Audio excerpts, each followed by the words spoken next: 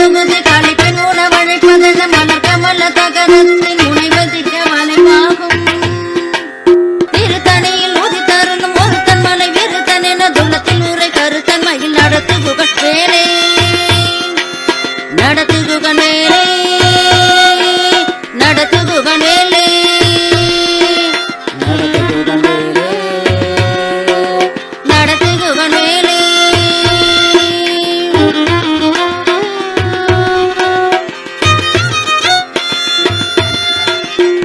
சிவகணங்கள் துதிபாட தவமுனிகள் புகழ்பாட அருள் தேடி வருவோர்க்கும் பொருள் கேட்டு வருவோர்க்கும் தாயினும் சாலப்பறிந்து அவர்கள் குறை கேட்டு குறை நீக்குவதில் குறை சொல்ல முடியாத அளவுக்கு கருணை புரிபவன் முருகன்.